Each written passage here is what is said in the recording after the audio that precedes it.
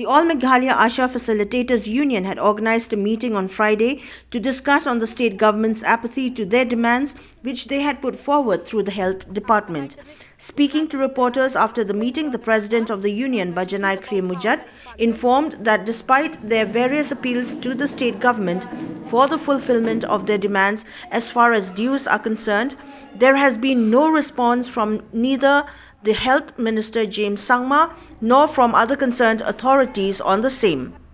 Therefore, the members of the union had unanimously taken a decision to cease work from the 24th of February to March 2022 and until such time would await the response from the government, informed the president of the union.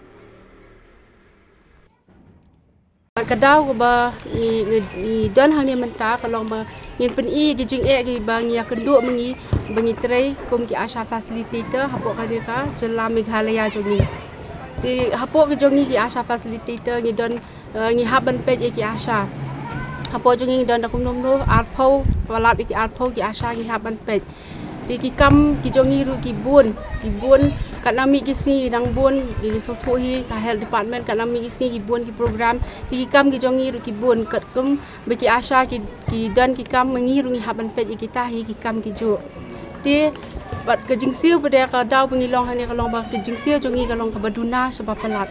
ka bangi yo kam ya hap shu ba ka ni ka jok ka ba menta bat ya ka kam ka bangi trei na kata ka dau ngi hap ban ngi dan ha ka di report bat ngi la pelong ru ka meeting ka jongi bat hadian bangla de pelong yang meeting jongi ke pemerintah kasi karai ke bangi gilai Shillong da ka union hi dilong ba ngin sange no ke jing rekam ki jongi nadu ka art pesauterik u benai ba art mentau benai bat hadu u bat ngin pe hadu u benai balai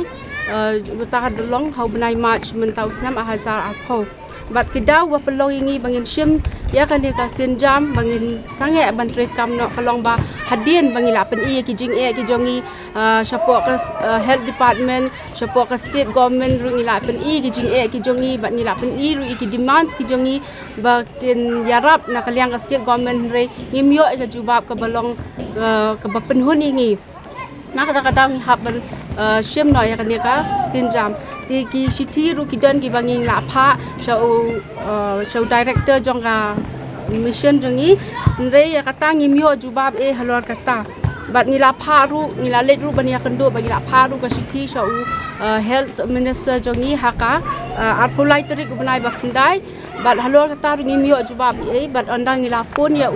bat ni keli ya bangin follow up ya ka city ke jongi jubab kolong ba uang ba ya ka city jong ping la forward support ka